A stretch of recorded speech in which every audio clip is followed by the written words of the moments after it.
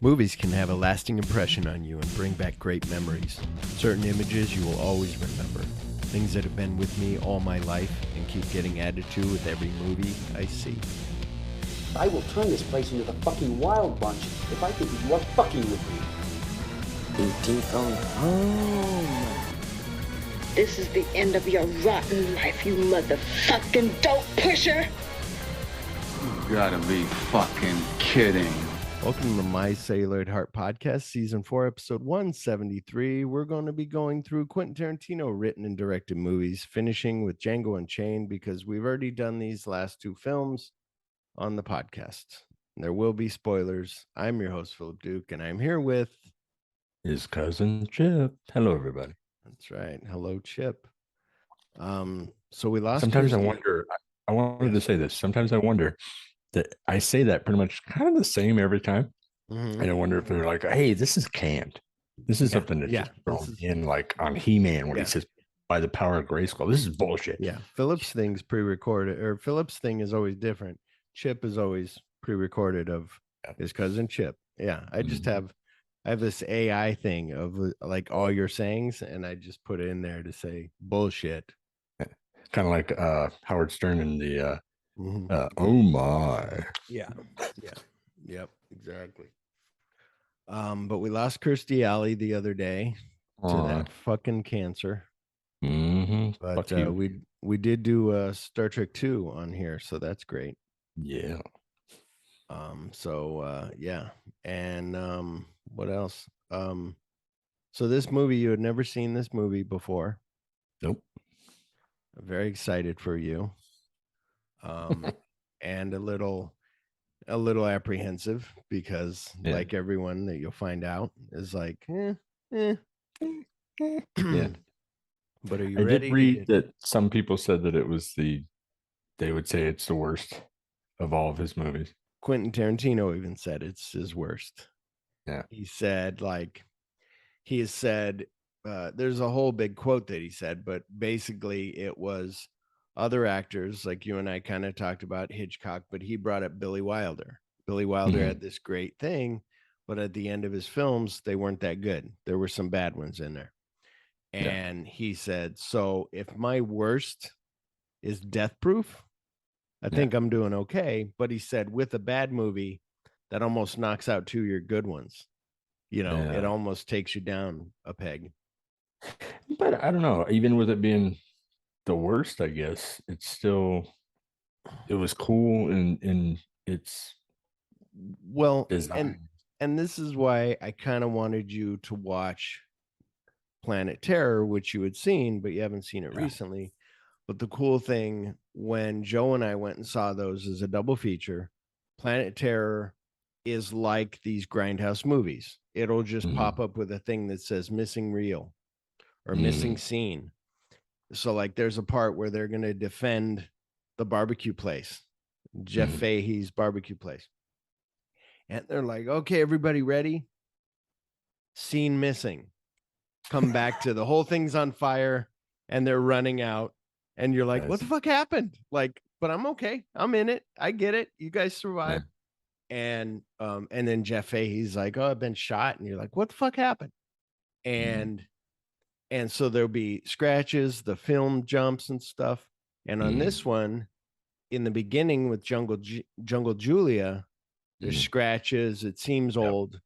When it goes to Rosario Dawson and them, pristine, you know, and you're like, okay, this is weird.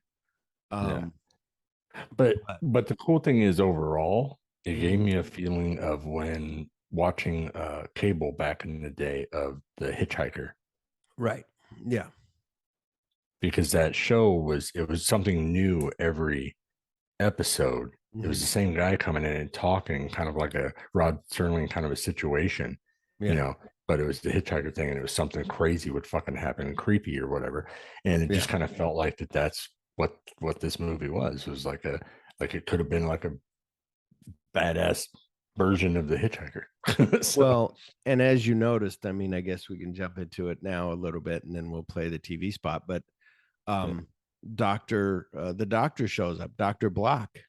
And you're like, oh, she's from Planet Terror. Like you had just seen Planet Terror. Then they played the trailers. Then they played Death Proof. And you see her. And why is she being mean to Earl McGraw? Because that's her fucking dad, and she hates him. And you find that out in Planet Terror, and it's like, oh wow, cool.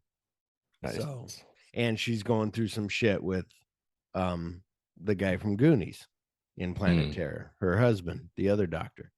So what's his name? I can never think of his name. Not Josh Brolin. Yes. Josh? Yes. James Brolin is the father. That's right. Look at me. I'm an adult now.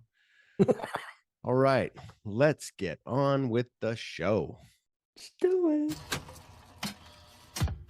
Buckle up, because a new kind of terror is coming at 200 miles per hour. Ladies, we're gonna have some fun. There are a few things as fetching as a bruised ego on a beautiful angel. Is that cowboy wisdom? I'm not a cowboy, Pam. I'm a stuntman. Quentin Tarantino's Death Proof. This car is 100% death proof. Only to get the benefit of it, honey, you really need to be sitting in my seat.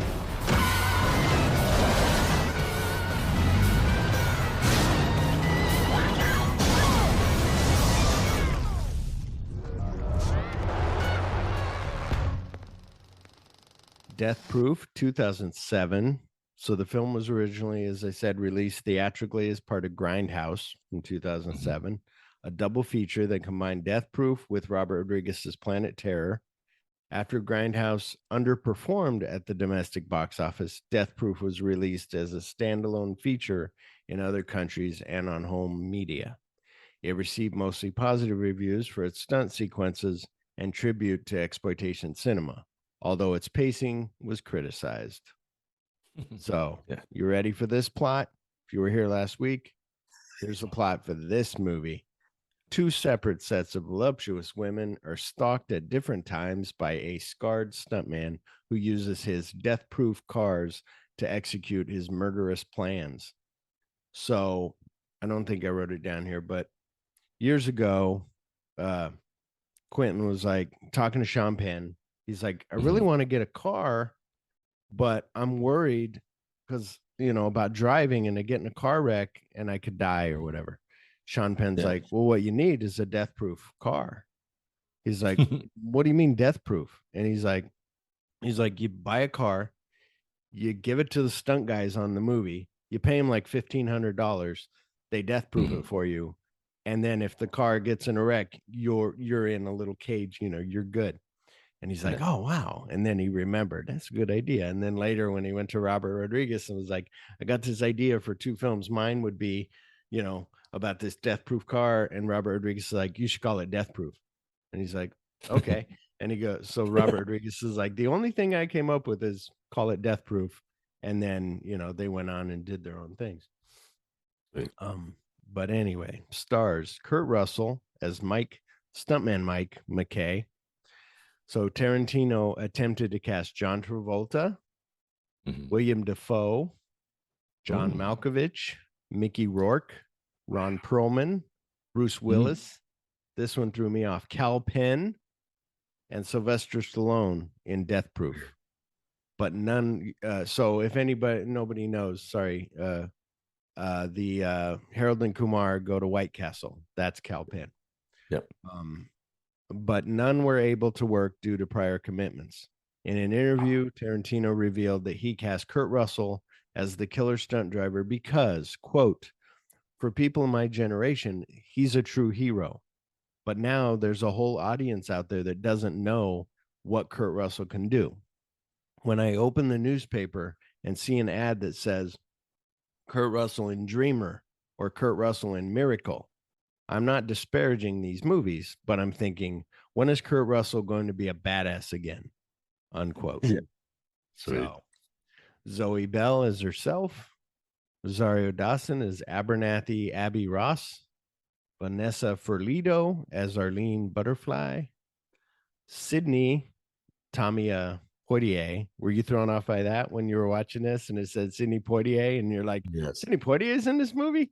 Awesome. Yeah. And you're like, oh, wait a minute. Well, especially when it said the girls and then it goes and it says that. And I was like, that's not a girl. What? Sidney Poitier is Jungle Julia. Luce is her last name. Tracy Thomas as Kimberly Kim Mathis. Rose McGowan as Pamela Pam. You know, excuse me. Jordan Ladd as Shanna Banana, not Shauna. Shanna, hello, Banana. Mary Elizabeth Winstead as Leanna Lee Montgomery. Quentin Tarantino as Warren.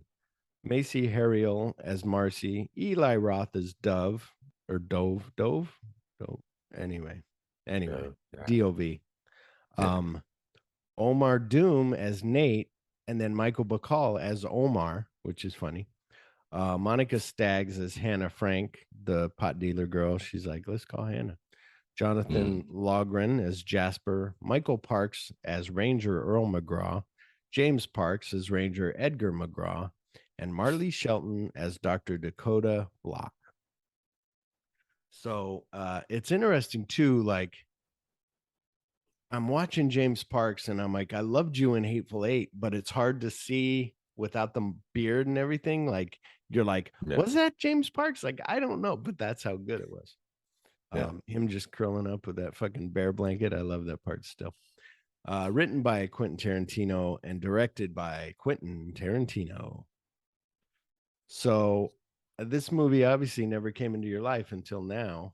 I mean, you knew of it, right? Were you curious about it? Did you kind of know what it was about? I really didn't. I knew about it because of you.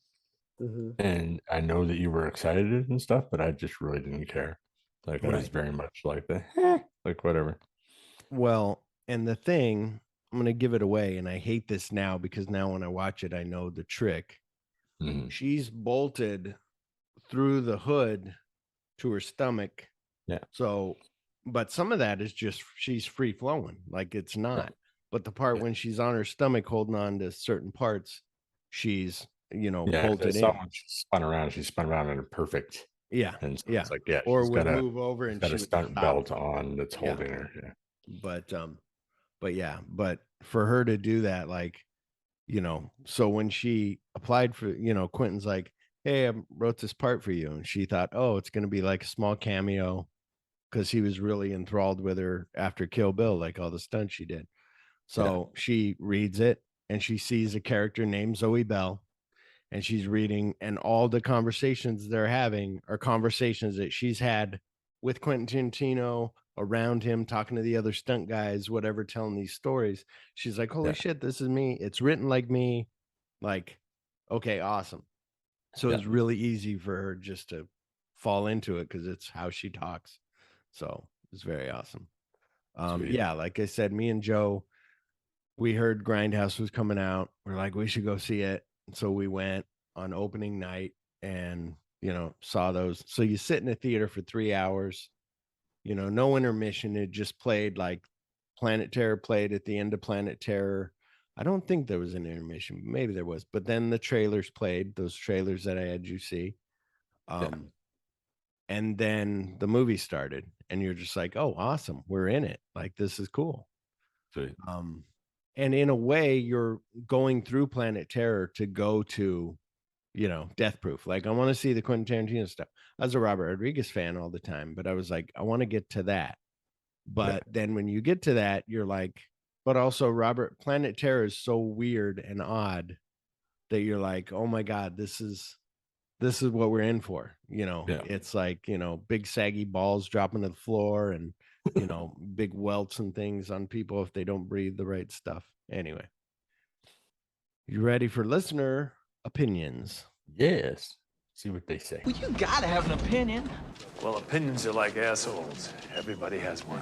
I hated this movie. Yeah, well, that's just like your opinion, man. I like it! Opinions vary. Grindhouse Database wrote, this is my least fave QT film, but I still enjoy it, unquote. Then I told him that I agreed, but it was fun to see the double feature. And then he wrote, yeah, it was fun, but I always felt like after Kill Bill, QT had done his Grindhouse homage. It's also my favorite film by him, which is Kill Bill, like he told us last week. And then he said, quote, like with any great director, you have your faves, least faves. While I still enjoy Death Proof, I got to put it at the bottom of the QT list, unquote. Jason Bromley, Popcorn Promises, wrote, quote, this would have been an amazing 10-minute short, but as it stands, it drags in parts. It was also the wrong choice. You have Planet Terror play first, because then switching gears to Death Proof made it drag even further. I get that they were trying to bring the Grindhouse movie experience to the masses, but they didn't quite nail the landing. It was just before its time. I think now they could do it by making it an event that toured from city to city with a Q&A by Tarantino and Rodriguez. They would make a quadrillion dollars. Nice. Unquote. And Michael Strom over there at MotoStrom 23 wrote, quote, rough movie. Stuntman Mike is a true monster, unquote. Yeah. So yeah. I agree. It's to me, it's the dialogue. You have some of those people. You have Jungle Julia talking a certain way, you know, a guy who's not so sexy, but maybe sexy comes to you. Maybe you fuck him, maybe you won't, comes to you and says, you know, and then you got Eli Roth kind of talking the same way, you know, and you're just like, well, and that was kind of weird because it was the way that I was thinking of it too, was that in the way that, like, when you did your script and it was pointed out to you that you wrote women's dialogue well, where they sounded different. It didn't, you know, come across where it was the same person writing for everybody kind of a situation. Yeah. That's kind of how I felt with that too, was that the way that the writing was, is you could tell it was the same, you know, it was a writer doing all of it. It wasn't, everybody sounded too much alike, and it was just weird. It didn't flow properly. And very much it could be with what you had pointed out with Quentin Tarantino. When he gets to a certain point in the script, they just write themselves. But this is a smaller, shorter movie, right, to fit in with the other Grindhouse movie. So it was him just doing it, and they didn't become themselves. The characters didn't become anything. It was just an idea thrown on paper, and everybody sounded alike. Yeah, now that you're saying it, it makes me think of that like with the other movies, he's like, with all my characters, I have a backstory for everybody. And so, like you and I talked about, one of our favorite scenes on Kill Bill is the bride coming in to talk to Hattori Hanzo, him being this one way. When she mentions, you know, I need some steel and it's for Bill, and then all of a sudden he changes, but he's also, his acting is so great.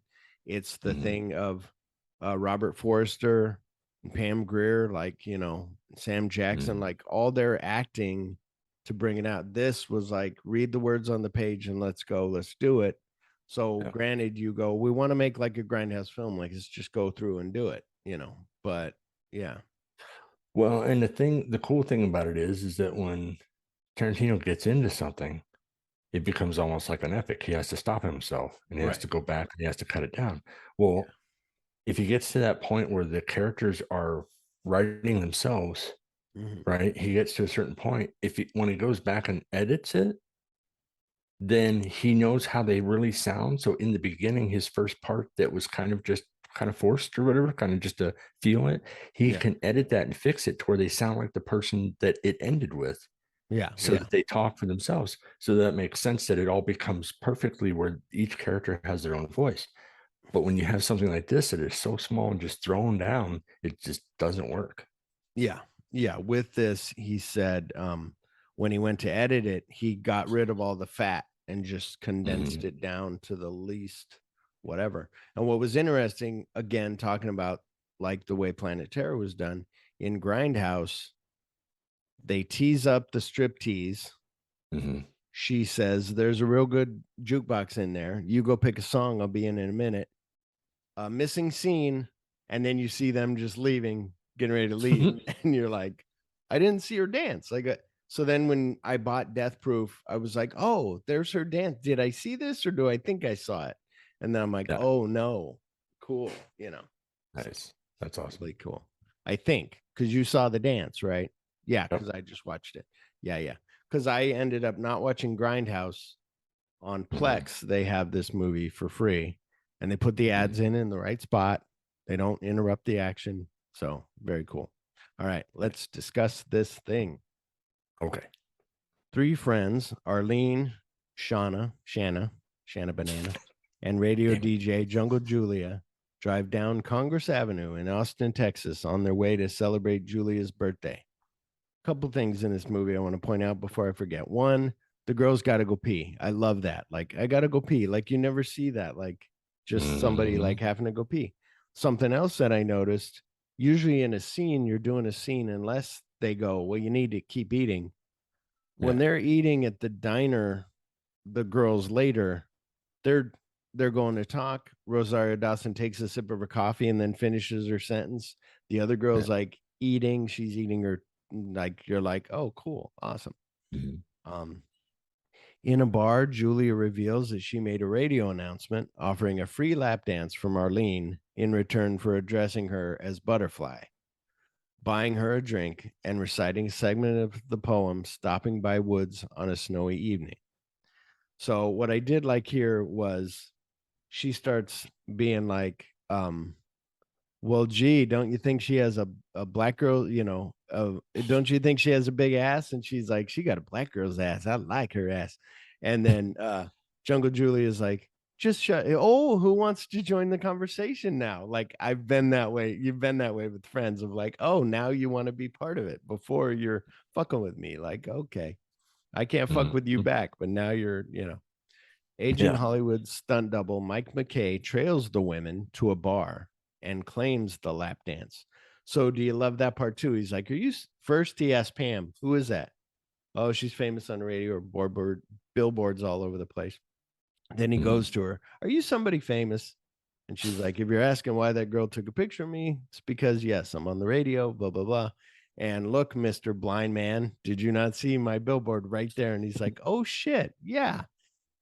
Then he hits them with the woods are lovely, dark and deep. And you're like, oh, fuck, he's listened to the show. He knows who you fucking are. He's playing the whole game. I didn't say I was a wolf. I'm not a bad man, but I didn't say I wasn't a wolf, And then when he's like, hang on, like he's going to sneeze. And they're like, what the fuck was that? And then he's like, God damn, like, he's like my dad, but not getting angry. Like, I get angry if I can't sneeze. I'm like, God damn it. Like, it was so close. And he's just like, never mind. Walks away. And they're like, what the fuck was that? See, and that was weird for me because I'm sitting here going, okay, usually at the end of something like that, where you think you're going to sneeze, you make a comment about it to the people around you. If they're watching you and staring at you, you're like, oh, I almost sneezed, or they ask you, was that a sneeze? And you, oh yeah. But the way he reacted to it, I was like, was that like did he just have a stroke? What the fuck was that? Like, because the way he just walks away, and then never told him, like, I thought I was gonna sneeze or something. Yeah. But I think that was just him being odd and weird, and well, and I was sitting there going, he's got a scar. He's been hit. He's in the head a few many times because all the damage and stuff. Maybe he was having some kind of like moment. Yeah, maybe. He notes that Julie is on billboards across town, and she is cold towards him. He returns to sit with the group and recites a line to Arlene. She is suspicious, having seen Mike's car earlier that day watching her outside a restaurant, but he convinces her to give him the lap dance. So there's a couple parts I love here. I love where he can read her. He's like, you're upset because nobody came to you today and said anything. That didn't happen. And Julie is like, yeah, it happened already. He's like, so you're not going to give me a lap dance? She's like, no. He's like, you know what people say? I got a book. Well, I have that book, ma'am, and I'm going to put your name in it right now under chicken shit. So here it goes. And he's doing John Wayne. None of them are understanding that he's doing John Wayne. Nope. And he's done John Wayne in Big Trouble in Little China when he had to act like somebody else. And also there's a little hidden thing of his muscle shirt from Big Trouble in Little China is hanging in the bar, like around there. So yeah, it's pretty cool. Awesome. But yeah, and then he's like, I'm going to put you down for chicken shit. And she's like, no, you go to the thing, play the music. He's like, oh, okay, cool. You're feisty. I like it. But also he's thinking, I'm going to kill all these bitches. Like, fuck you. Be mean to me all you want. You're going to die at the end of tonight. The See, and women, that's what's funny is me not knowing that it's going to that point. I'm Yeah. sitting here going, because she does the lap dance, does that save her? And I'm like, oh, well. that's what I was wondering. So when we saw this movie, Mm. we weren't even thinking, like, you're not thinking, where's Rosario Dawson? You're just I was. watching it. Right. That's what I'm saying. So were you like, when's Rosario walking into the bar? When are, but you're just like, and then you're like, oh shit, wait, now we're on to these other girls, and it does that weird black and white thing. And then, I thought they were going to do a blink thing, like with Kill Bill, like she'd blink and it would turn colors, but it didn't. But it was still cool. The women prepare to depart with Lana, another friend to Shauna's family lake house. And she's talking about her dad, like a bunch of young poontang walking around in bikinis. My dad's going to show up and be like, you ladies need anything? Pam, Julia's old classmate, is in need of a ride home and accepts Mike's offer. Mike takes Pam to his Hollywood stunt car, which is rigged with a roll cage, and tells her the car's death proof. So that's where she's like, hey, when you asked me, he's like, I didn't ask you. You asked me for a ride, and this is what I'm offering. And she's like, okay. Once Pam is in the passenger seat, he reveals. So did you like that too, where he looks at the camera, pulls a Burt Reynolds and looks at the camera and smiles, throws a cigarette? Yeah. Once Pam is in the passenger seat, he reveals it is only death proof for the driver. He speeds and slams on the brakes, smashing Pam's skull on the dashboard, killing her. He catches up with the women's car and drives into it at high speed, killing them. So, how did you take the most gory part of this movie that, like, you thought, this girl will be saved? She gave him a lap dance. No, she gets a worse. And that's what I was. Fucking tire right across the face. Yeah, and that was, well, my whole thing is I was already cringing because of the girl with the foot hanging out the window. I knew that was gonna. Yeah, was like, you're like, something's gonna happen. Yeah, but I also knew that with the special effects that they did from Dusk Till Dawn, and that's pretty much what it was going to look like, and it was, for how gross it was and everything. So I was like, oh, okay. But once it got to that whole face thing, I was like, oh, Jesus. Like, that's just. Yeah, like the one was her it flying out. It was very much. The other one was the leg. Yeah. And then all of a sudden it was just, And showing But I did love how it was shot separately. Yeah. How it showed the impact, showed one thing, showed the impact, showed another thing. Like it was showing it individually of this is what happened. Yeah. So. Yeah, it was. Yeah, I really liked it. It was really cool. But also like, oof, painful. Mike survives with no serious injury. Texas Ranger Earl McGraw believes that Mike killed the women intentionally, but because Mike was sober while the women were intoxicated, he cannot be charged. So I was also thinking like crime scene. Like I'm like, if you went up the road about 100 feet or 300 feet, you would find these peel out marks where he was revving his car up to go. And so I'm like, they would find that. And then also I'm like, did you get rid of Pam or did you leave Pam in the car? But they did say like, yeah, he gave this girl a ride and she ended up dying. Like, oh, well, too bad. And and with the crime scene and how the distance and what speed they got up to. Yeah. Finding the pictures. Yeah. But also girls. Yeah. Well, then that's why he threw those out first. When he went to leave, he throws those out. So when he gets in the car wreck, they won't find any pictures and it'll be fine. But it's a thing also, there's no skid marks. So the girls were drunk. They ran into him head on. There were no, breaks. Like, so you're like, oh shit. But also where he's like, what do we do, daddy? And he's like, well, I don't know. I could spend the same amount of time following NASCAR. So I think I'm going to do that. And this guy will get his comeuppance sooner or later. And sure as shit, 14 months later, he does.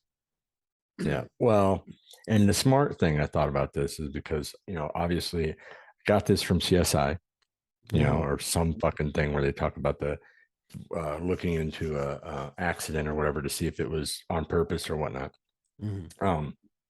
Him going towards them without the lights on, but turning the lights on at the last moment because Exactly. they can tell That's what I forgot too. that That the his lights lights were off. shattered. Yeah. Yeah. So he had to make sure they were on before he hit him. Yeah. I was thinking that as well. I was like, oh, that's good. I was just like you. I was like, you put them on so that when the cops show up, they'll be like, his headlights were on. So I don't know. It seemed like these girls were just drunk. Yep. 14 months later, 3 young women, hair and makeup artist Abernathy Abby Ross, stuntwoman Kim Mathis, and up-and-coming actress Lee Montgomery are driving through Lebanon, Tennessee, where they are shooting a film together. They stop at a convenience store where Mike watches them from his car. The women are en route to pick up Abby and Kim's friend, stuntwoman Zoe Bell, from the airport, while Mike inconspicuously photographs them. So it's interesting where, first of all, there's feet all over this movie. Like the not shortest movie you did, but the one that took less amount of time, you were like, I'm going to put feet up here on the couch. I'm going to put a picture of a woman with her feet up on the couch. I'm going to put feet up on the dash. I'm going to put, feet out the window, foot falling, like getting in a wreck. And a close up of short asses and Jesus. Well, it's the thing, and I always wonder that with movies, and now things have changed, but if you're like, we need a shot of your ass, I need a shot of you walking, or you need to wear these short shorts because this is what the movie is implying, whatever, it's like, okay, understandable, but also how far, you've gotten 7 shots of my ass already. Okay, you're enough, like done. But yeah, he does that weird thing where he wants to lick it, and then he licks his finger to touch her, and that's when she's like, I don't know, something weird just fucking happened. What the fuck? Yeah. But so you said the girls that were in Rent, that was the stunt woman and Rosario, right? Those 2 black girls, or no? I thought I read that. Yeah, because it's both Rosario and the one that was driving. Yeah. So which I showed that, I told that to my wife, and she goes, I love the fact that no matter what other movies that they were both in, that you directly go to Rent. She goes, I love that fact that that. I was like, oh, okay, cool. Zoe tells them that she wants to test drive a 1970 Dodge Charger, the same type of car from the 71 film Vanishing Point, that is for sale nearby. So there's some things that Quentin does that he does in his movies. He'll bring up other movies. So he brings up Kowalski. She's like, oh, Kowalski, Vanishing Point. Yeah. And Rosario's like, what is Vanishing Point? You don't fucking know. You're a regular girl. What do you mean I'm fucking, what are you two? Like, we're gearheads. Like, that's why we know it. And also, when they go to give the car to your favorite Adam Sandler character, she's like, I don't want to be here with fucking Tom Joad. Like, that's from Grapes of Wrath. Like, that's Henry Fonda's character in Grapes of Wrath. So you're like, oh, cool. And like all that, Mr. Microphone, hey, good looking, we'll be back to pick you up later. And she's like, Winstead's like, what the fuck? Like, wait a minute. So it's very I do cool. love though that he was doing the Adam Sandler like I was just like, oh damn. Yeah, exactly. So from film Vanishing Point, that is for sale nearby, the owner lets them test drive it. What are you gonna do, blow him? No, I'm gonna insinuate that she's gonna blow him, but she won't. And then he's like, you're making a porno, because that's the only movies he knows. And she's like, yeah, we are making a porno. The owner lets them test drive it unsupervised after Abernathy tells him that Lee is a porn star and will stay behind. So that's the other part that's funny. First of all, when they're at breakfast and she's like, so where are you from, Australia? And they're like, oh, no, you do not mix a Kiwi with an Australian. Oh my God. And she's like, I'm so sorry. And they're like, we're just taking the wind out of your sail. We're just taking the piss out of you, girl. Like, it's fine. But she's so naive. Like, yeah, I have a gun because I'm a CIA agent. I didn't know I didn't say it. Like, I didn't finish the thought. But Yeah. you're like, oh, you're funny. But when her and Kim are talking, she's like, I want to do ship's mass. And she's like, you told me not only do I have permission to say no, but I can physically restrain your ass if necessary. And she's like, but now we're in the United States. And if I knew then what I know now that I can, and she's like, oddly, that made sense. I understand. Okay, let's go do it. And then especially she's like, with that car. That was the point. Yeah. It was especially with that car being able to do it with that car. Yeah. And she's like, with the 440 engine. And then she's like, no, give me the jacket. But it's my jacket. Yeah, but you're my fucking slave. Give me the jacket. I'm wearing the fucking jacket. All right. Zoe tells Abernathy and Kim that she wants to play a game they call Ship's Mass, whereby she rides the hood, holding belts fastened to the car while Kim drives at high speeds. Kim is hesitant but agrees. The three enjoy the stunt, unaware that Mike is watching them. So how did you see him coming? You're like, oh fuck, it's coming. Here we go. So yeah. And it's and that was what I mean. It's like that psychological like mindfuck situation where they're just having fun. Yeah. And all of a sudden this guy comes out of nowhere and he's been planning. Like they have no clue that he plans this stuff so far in advance and has pictures of them and all this shit. Yeah. It's fucking scary as fuck. And then I'm thinking he's watching him in the binoculars, and he's got a smile to his face because I think he's like, oh, they're stunt people. I'm a stunt guy. I know what that is. That's shipmast, and now he's just like, I'm going to just slam into him and then leave and replace my car or whatever it is, or however. Yeah. He rear ends them in his car, causing Zoe to accidentally drop one of the belts after several more collisions. So I was thinking about this. There is a part where she's not bolted down and she loses one of those belts. And you're like, if you didn't have control of your body enough, you could easily fly off of that hood because she's got just the one belt. So it is still a dangerous stunt because on a lot of that, she's not bolted down until like later. But yeah, it's crazy. After several more collisions, he T-bones them, throwing Zoe from the hood. So first of all, she gets thrown from the hood. You're like, oh shit. You're kind of like them, like, oh fuck.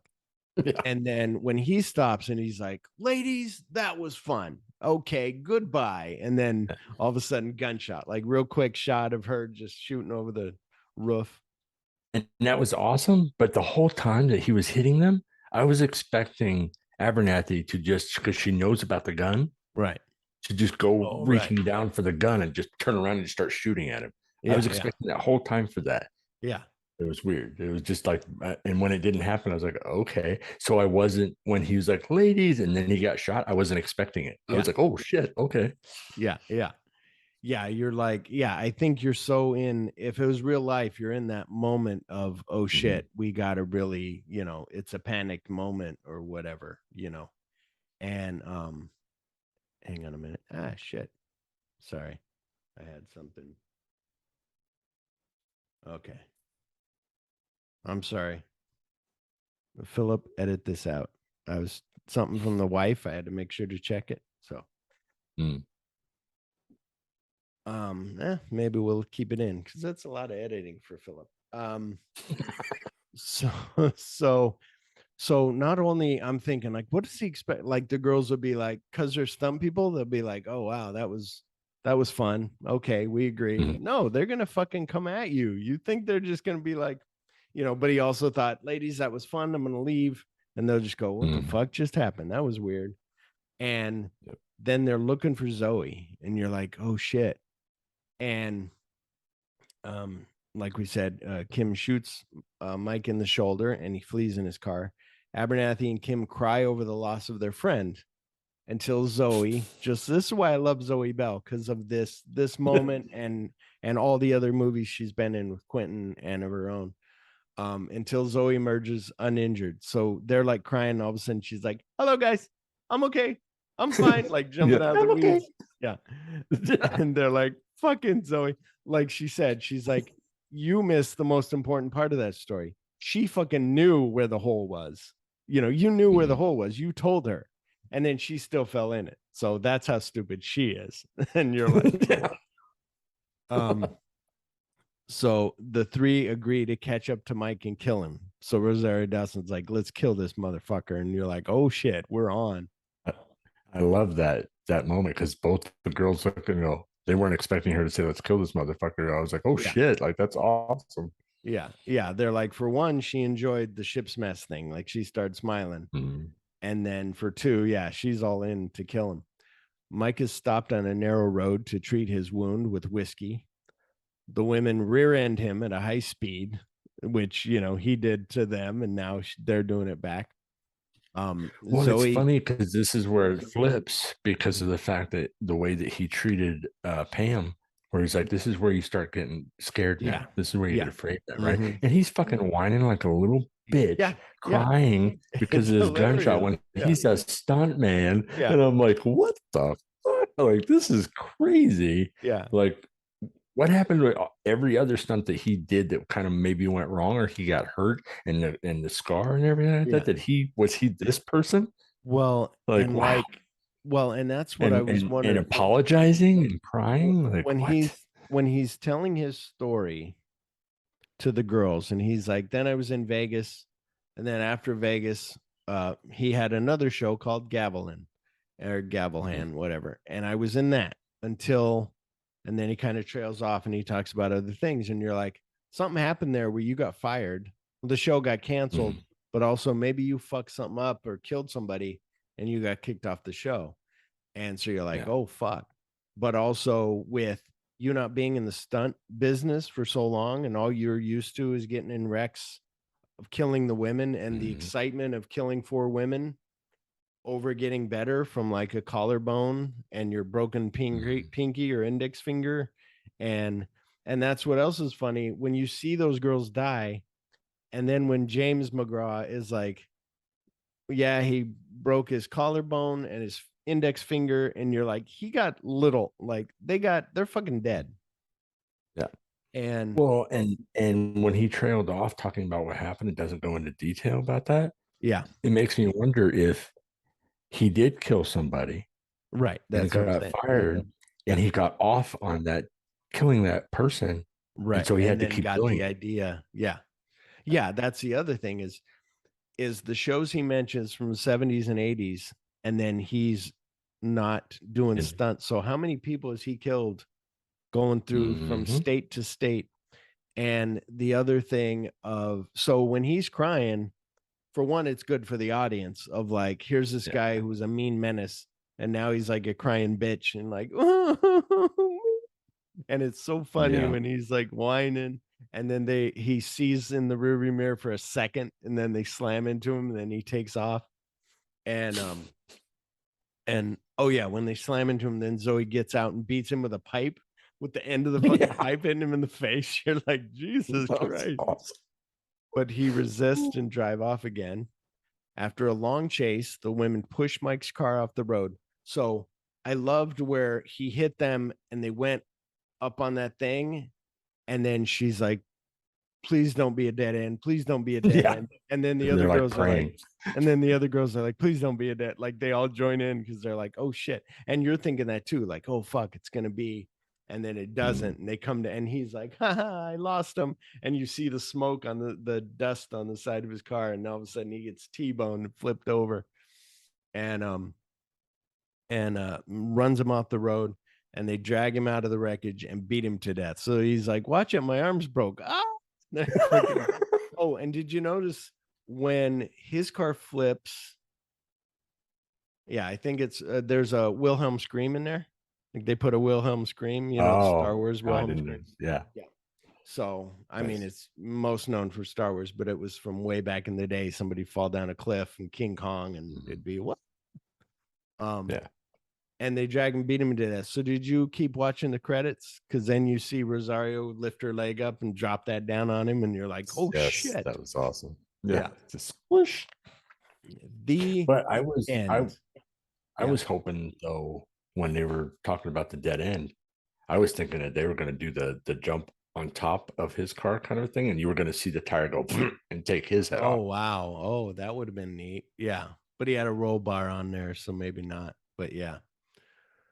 And that's my favorite car. That Charger that he's driving is really cool. It's my favorite Dukes of Hazzard car. What is, if anything, something that sticks with you in this movie? It's probably the tire across the girl that reminds. So that girl, I wish she was in more things, and she reminds me of the girl from Return to Oz. What's her name? Maisie. She was in some things, Chip. You know her. She was in things. You tell me what you remember, and I'll bring up her name. Everybody's yelling at me right now because they know her Well, name. and I was watching her, and I'm sitting here going, I know her from something else, but I just couldn't place it at all because I was sitting there thinking about the time frame, what year, Right. and I was like, I think she's been in something more like recent, in the last like 5 or 10 years or whatever, that made me go, oh, I was wrong. Maisie, she was in something else. She kind of reminds me of this girl too. Fairuza Balk is who I was thinking of. But the woman that I just said, Maisie, whatever, she was in like Craft or some one of those. You know the woman I mean? No? Yeah, the Fairuza Balk was in Craft. Oh, was she in there too? Okay. See, I'm all fucked up. Yeah. She was the one that went all evil, that pulled the other ones into her evilness and went all crazy. Right. I can't think of that girl's name, but yeah, I never saw Craft. I'm not a girl like you are. Son of a bitch. What did you say stuck with you? I'm sorry. The girl. Yeah, and it was the face, the head thing. And I don't know, honestly, it was just in the beginning, it was like so much feet. I was just like, God damn.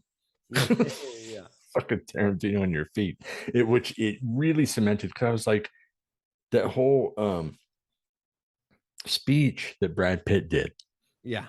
And then he mentions his love for feet, Tarantino's love for feet, and kind of you could see the tension in Tarantino, like that. Well, it was good because he was smiling about it too. But yeah, he said he's separated more women from their shoes than TSA. Yeah, exactly. And that was the thing, is I was like, yeah, I guess so. But then, like, after watching this, I was like, holy shit. Like, that is crazy. So yeah, big time. I'm sorry, Chip. I'm looking up that girl to see what you know her from. But not Tracy. There it is. Sorry, guys. Vanessa Ferlito. Let's see. She's known for NCIS. Do you know her from that? Wall Street. Probably. 2010, the sequel to Wall Street. It's probably NCIS, because I was thinking of like some type of police type of role kind of thing. So right. Yeah, NCIS New Orleans. She was in that. 108 episodes. Oh, she's like a main star of that. Mm-hmm. Let me see what Chip knows. Stand Up Guys. She was in that. Julie and Julia. She was in that. That was a good movie. If you ever saw it. Medea Goes to Jail. She was in that. That was good. I think I remember her from that. Yeah. But anyway. Medea's CSI New York, Chip. There you go. 26 episodes, 2004 to 2006. Mm-hmm. Man of the House. You a big Tommy Lee Jones fan? I've watched that once. CSI Miami. Anyway, everybody, sorry to bore you with all that. Law and Order, 25th Hour, Rosario Dawson. Hey, she was in that with Rosario. All right, Chip.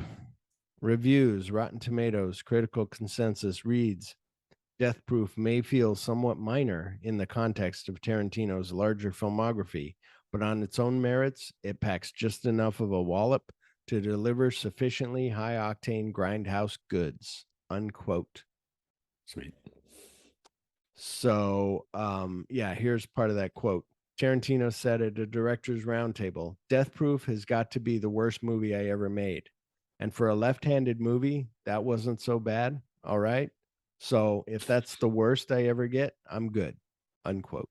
So I give this movie 4 out of 5 because still good, still got its exciting stuff. I don't like Eli Roth's acting in this movie.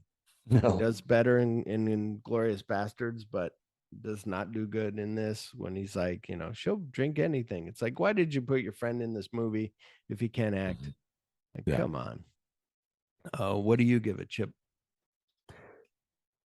I would say, yeah, I guess 4. Overall, there was nothing bad about it. Like there was nothing that really pulled me away from it. I was in it the whole time. I even though, they say that it kind of drugged a little bit, but I was still invested in it throughout the whole thing. Like there was nothing about it that pulled me away, nothing about it that made me feel like, oh God, get to the shit. Like every part of it had a purpose, and to a point where you were getting to know the characters, I guess. But because kind of like I said, with the writing, they were throwaway characters in the beginning. Yeah. It didn't matter if you actually got to know them or he developed their characters very well because they were all going to go and he knew it. And I think that was a problem. So, yeah, I think so as well. Is that sorry, damn it. You got me caught on something. Well, it's the thing of you kind of don't want people to know where the story's going.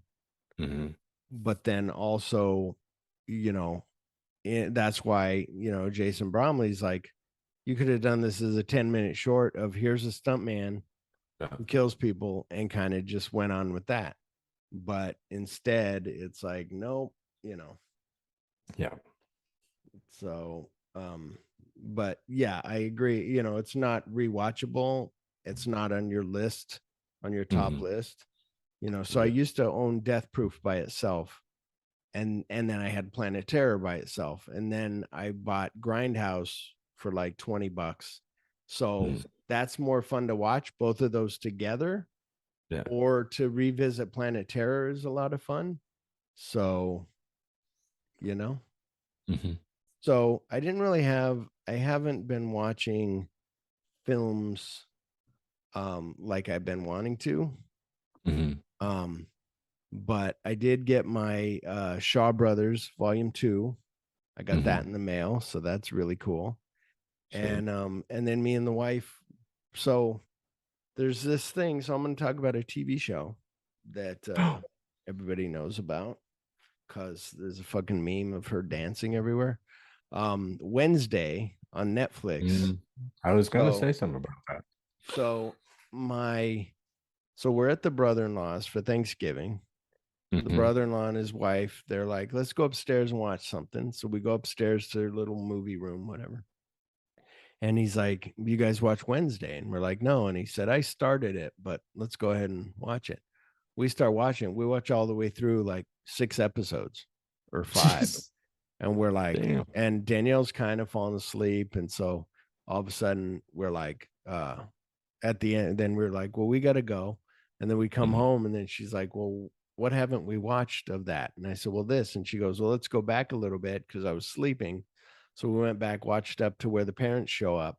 So that was the last episode we watched, where the parents show up.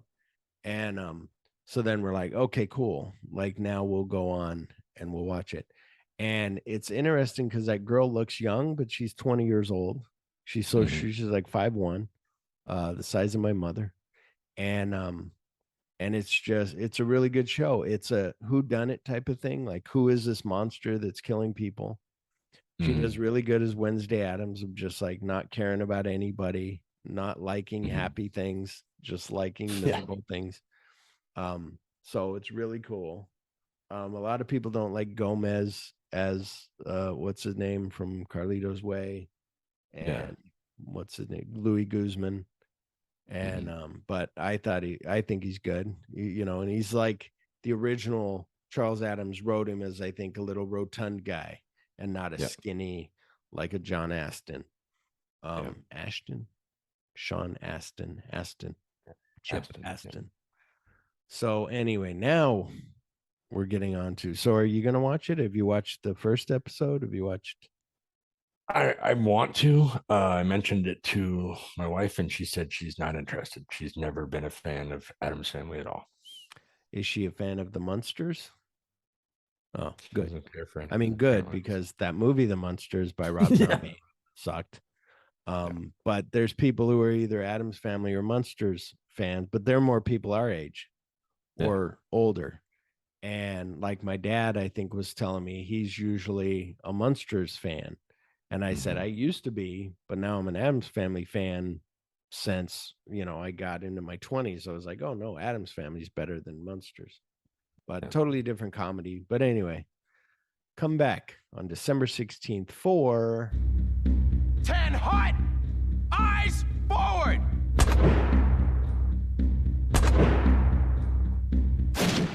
My name is Lieutenant Aldo Ray, and I need me 8 soldiers. We're gonna be dropped into France dressed as civilians.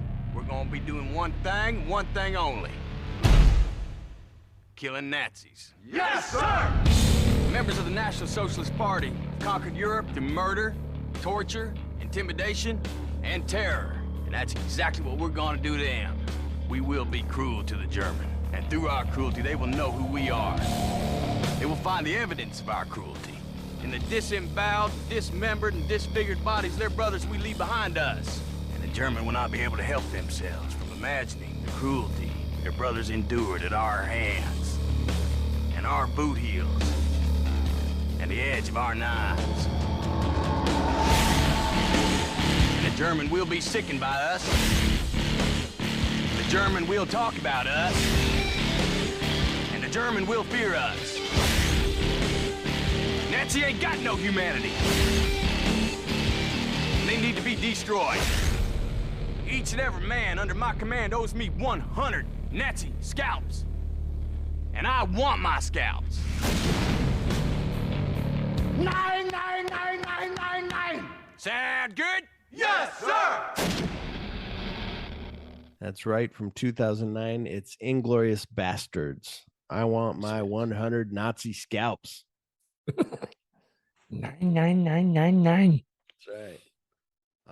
Yeah, that's one where Hitler's such a monster, and then he's crying like a bitch. 99. What do you mean? He, left you with like Trump. Yeah, exactly.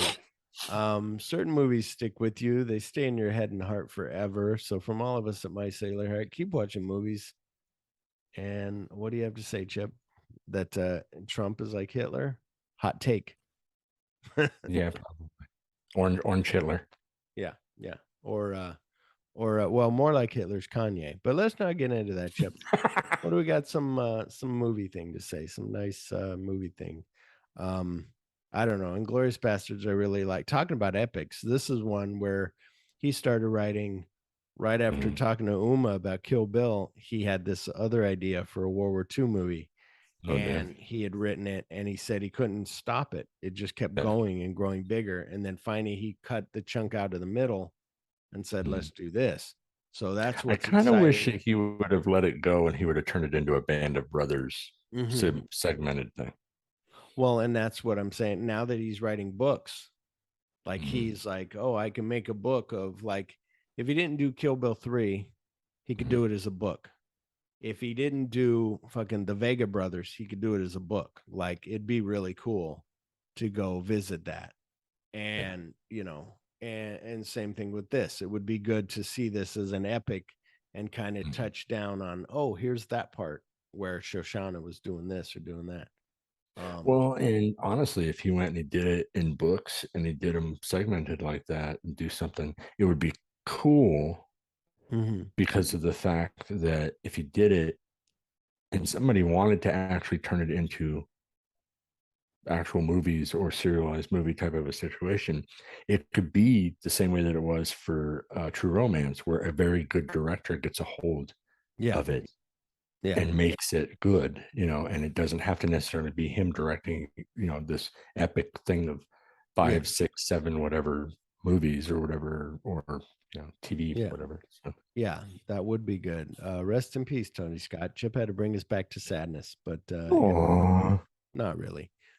All right, everybody. Thank you. Goodbye.